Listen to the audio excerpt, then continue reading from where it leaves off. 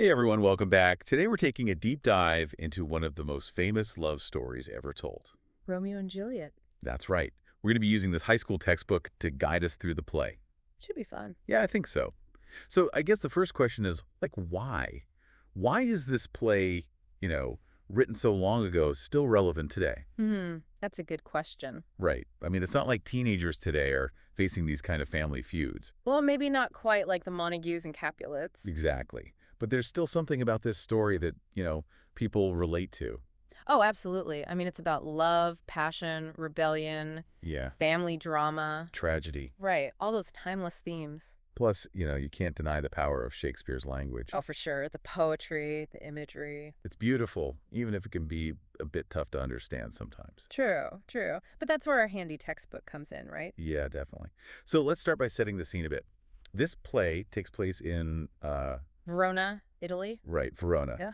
And it's during the Renaissance. A time of great change and upheaval. And the textbook talks about how this historical context really influenced the play. Oh, definitely.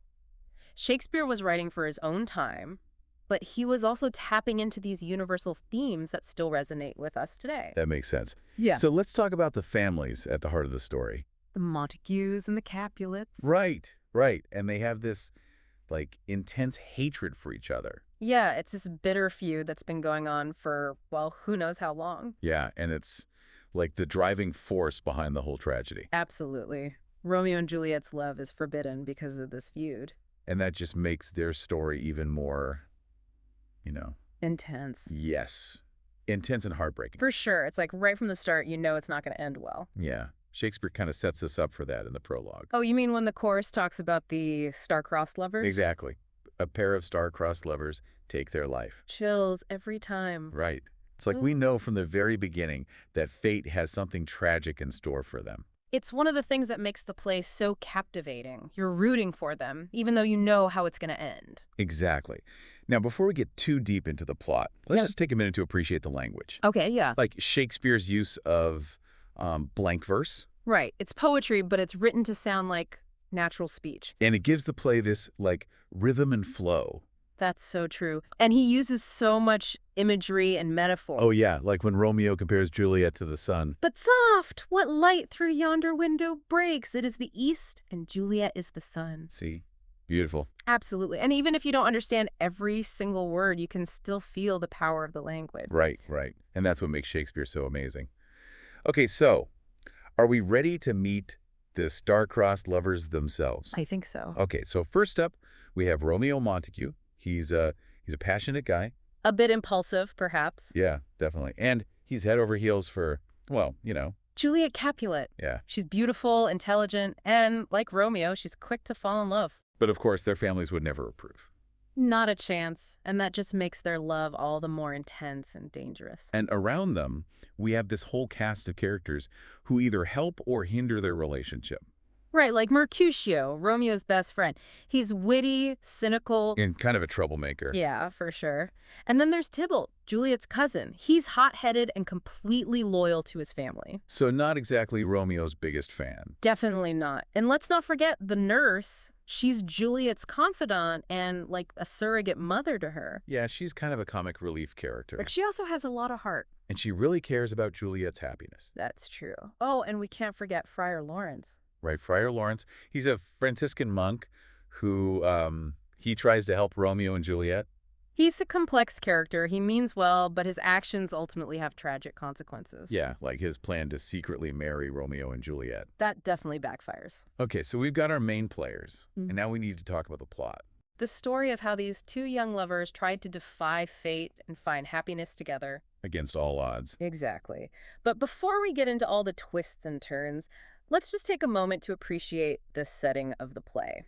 Verona. Yes, Verona. Shakespeare describes it as a city full of beauty and passion. But also violence and conflict. That's true. It's like the city itself reflects the tensions between the Montagues and the Capulets. And those tensions are about to boil over. Ugh. Okay, so are you ready to dive into this story? Let's do it. All right, so it all starts with a party. A Capulet party, to be exact. Right. And Romeo, he's not exactly invited, but he decides to crash the party anyway. Bad idea. Oh, it's a terrible idea. Yeah. But it's also the best idea he's ever had, because that's where he meets Juliet for the first time. And it's love at first sight. Completely. Yeah. Shakespeare really captures that feeling of instant, overwhelming attraction. Oh, yeah. And the way he describes their first meeting is just like magical. It is. It's like the whole world fades away and all they can see is each other. But, of course, their happiness is short-lived. Yeah, because as soon as they find out who each other are, Disaster. Romeo's a Montague, Juliet's a Capulet, their families are sworn enemies. And their love is forbidden. It's the ultimate recipe for tragedy. But, even though we know how story ends, It's still so hard to resist their love story. I know. They're so young and passionate. And they're willing to risk everything to be together. Exactly. So what happens next? Well, after that fateful meeting at the party, Romeo sneaks back into the Capulet orchard. Oh, yeah, the famous balcony scene. And that's the one. Juliet's on her balcony talking to herself, not knowing that Romeo is listening below.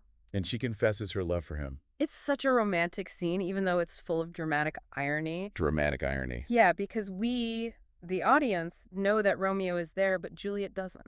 Ah, I see what you mean. So she's pouring her heart out, thinking she's alone. Exactly. And Romeo, he can't help himself. He has to reveal himself to her. And they declare their love for each other, vowing to be together no matter what. It's a beautiful moment, but it's also a turning point in the play. How so? Because from that moment on, their love becomes even more dangerous. Right, because now they're not just secretly in love. They're actively defying their families. And they're willing to risk everything to be together. Which, as we know, has some pretty serious consequences. Yeah, things are about to get a lot more complicated. But before we jump ahead, let's just take a moment to appreciate the beauty of that balcony scene. Okay, yeah. The way Shakespeare uses language to create this atmosphere of, romance and danger. It's amazing. And the imagery he uses is just, breathtaking. Like, it is the east, and Juliet is the sun. Exactly. And when Romeo says, "My bounty is as boundless as the sea, my love is deep, the more I give to thee, the more I have, for both are infinite." Wow. It's just, pure poetry. It is. And it perfectly captures the intensity of their love. Okay, so we've got this forbidden love, this beautiful language. And a whole lot of drama about to unfold. It sounds like we're in for a wild ride. Oh, yeah, definitely. Romeo and Juliet's story is just getting started. So things are definitely heating up in Verona. Oh, yeah. Romeo and Juliet are officially a couple, but their secret romance is about to face some major challenges. And it all starts with, a fight. Right. Romeo's best friend, Mercutio, gets into a duel with Tybalt, Juliet's cousin. Remember, Tybalt is the embodiment of the Capulet rage. Totally. He's furious that Romeo crashed the Capulet party, and he's looking for revenge. And Mercutio, he's never one to back down from a fight. Nope. And unfortunately, things escalate quickly. Yeah, Mercutio is killed. Right. And Romeo, in a moment of grief and anger, he kills Tybalt. Talk about a turning point. Oh, absolutely. This is where the play really takes a dark turn. Romeo's actions have serious consequences. He is banished from Verona. Which means he can't see Juliet. Exactly. And their secret marriage is now even more dangerous. It's like fate is really testing them. For sure. But Romeo and Juliet, they're not giving up that easily. Nope. They're determined to be together, even if it means breaking all the rules. And this is where Friar Lawrence comes in again. Right. The well-meaning but ultimately flawed friar. He comes up with a plan to reunite the lovers. A risky plan, I'm guessing. Oh, yeah. It involves fake death, secret messages, and a lot of hope. This doesn't sound good. It's not. Things go horribly wrong. Well, let's back up a bit. So, how does Friar Lawrence plan to reunite Romeo and Juliet? Okay, so he gives Juliet a potion that will make her appear dead. Wait, what? Dead? Yeah, but it's just temporary. She'll wake up later. Okay, that's even more risky than I thought. Right. But the plan is that Romeo will receive a message explaining everything, and then he'll come and rescue her from the Capulet tomb where she's been laid to rest. Okay, I see. So it all hinges on Romeo getting that message. Exactly. But as you can probably guess, that's where things go wrong. The message never reaches Romeo. Nope. He hears that Juliet is dead and rushes back to Verona. Heartbroken and desperate. Completely. And when he finds her in the tomb, he believes she's really gone. So he takes his own life. Tragically, yes. Yeah. And then Juliet wakes up. Oh, no.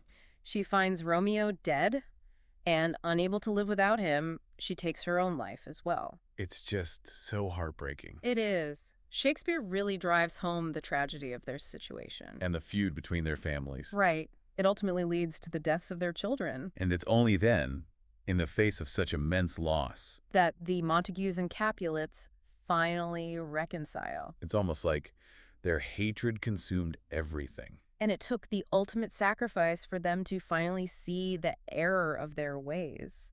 It's a powerful message, for sure. About the destructive nature of hatred and the importance of forgiveness. Yeah, and maybe also about the power of love. Even in the face of tragedy. Okay, so we've talked about the plot, the characters, Historical context. but we haven't really talked about the language. Shakespeare's language is one of the things that makes this play so timeless. Yeah, like his use of imagery, Metaphor, symbolism. it's all there. And he's constantly playing with language, creating new words, puns, double meanings. It's like every line is packed with depth and beauty. Exactly.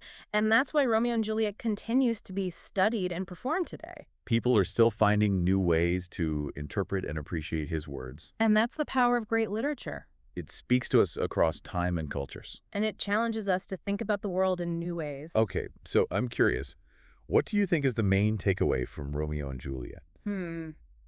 That's a tough one. Right. It's a complex play with a lot of different themes. But I think at its core, it's a story about the power of love. And the destructive nature of hate. Yeah. And the consequences of our actions. And maybe even, like, the role of fate in our lives. That's a big one. Are we in control of our own destinies? Or are we simply pawns in a larger game? It's a question that Shakespeare leaves us to ponder. And it's one that continues to resonate with audiences today. Because even though the play was written centuries ago, The themes of love, hate, fate. they're still relevant today. Absolutely. And that's what makes Romeo and Juliet such a timeless masterpiece. It really makes you think, doesn't it? Like, what would have happened if Romeo and Juliet had just, talked to each other more?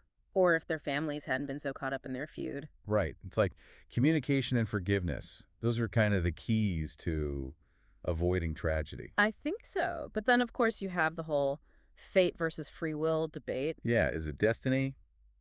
Or do we make our own choices? Shakespeare definitely plays with that idea throughout the play. He does. And it's something that, we're still grappling with today. For sure. But even beyond those big questions, there's just so much to appreciate about Romeo and Juliet. Oh, yeah, like the characters. They're so well developed, so complex. And the language. It's just beautiful. Shakespeare was a master of words. He was. And the way he uses imagery and metaphor, it's like he paints these vivid pictures in your mind. Exactly. And he wasn't afraid to experiment with language, to create new words, to play with puns and double meanings. Yeah, he was a true innovator. He was. And I think that's one of the reasons why his work has endured for so long. People are still finding new ways to interpret and perform his plays. And they'll continue to do so for generations to come. Well, I think we've covered a lot of ground today. We've explored the historical context, the characters, the plot. The language, the themes. It's been quite a deep dive. It has, and hopefully it's inspired you to learn even more about Romeo and Juliet. Absolutely. There's so much more to discover in this play.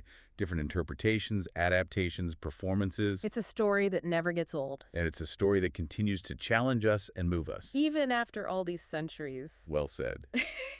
So on that note, we'll leave you to continue your own exploration of Romeo and Juliet. Happy reading. And thanks for joining us for this deep dive. We'll see you next time. Bye, everyone.